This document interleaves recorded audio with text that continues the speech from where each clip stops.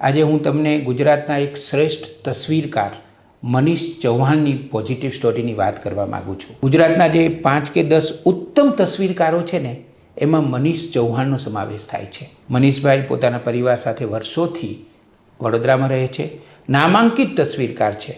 અત્યાર સુધી તેમને 70થી પણ વધારે રાષ્ટ્રીય અને આંતરરાષ્ટ્રીય એવોર્ડ મળી ચૂક્યા છે. એમની તસવીરો બહુ જ જાણીતી જગ્યાએ તમને જોવા મળે. મનીષભાઈનું એવું ઉમદા અને ઉચ્ચ પ્રકારનું કામ છે. હવે તમને હું એક વાત કરું. આ મનીષભાઈ છે ને, એમના પિતાજી મોચી ચર્મકર્મી એનો આ દીકરો હતો. એમણે પોતે જીવનમાં ખૂબ સ્ટ્રગલ કરી છે. સિક્યુરિટી ગાર્ડ તરીકે પણ કામ કર્યું છે. એ વખતે તો ખાવાના પણ ફાંફા હતા.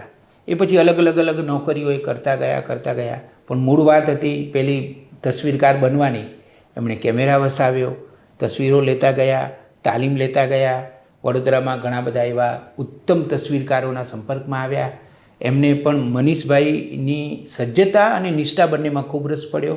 ધીમે મનીષભાઈનું ખૂબ નામ થયું. એવું કહેવાય છે કે જો તમને તમારા ધર્મપત્ની અને જીવનસાથી સારા મળી જાય ને, તો પછી તમારી પ્રગતિની ગતિ છે ને એ ડબલ થઈ જાય ને વધી જાય. મનીષભાઈના જીવનમાં પાયલબેન આવ્યા. પાયલબેન પણ ઉત્તમ કલાકાર. મનીષભાઈ સુંદર તસવીરો પાડે અને પાયલબેન એને સુંદર હેડિંગ આપે. આમ જુગલબંધી થઈ અને મનીષભાઈની પ્રગતિ ઘણી વધારે થઈ. મનીષભાઈની દીકરી શક્તિ અને અર્થ વિશેની પણ હું ઘણી વાતો તમારી સાથે શેર કરી શકું એમ છું.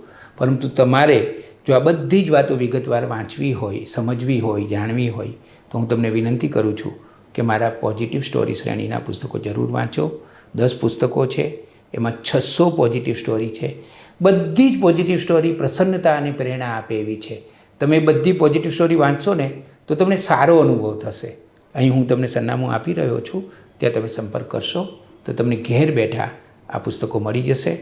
હજી પણ અમે 50% ડિસ્કાઉન્ટ સાથે આ પુસ્તકો વાચકોને આપી રહ્યા છીએ, કારણ કે અમે વેપારી નથી.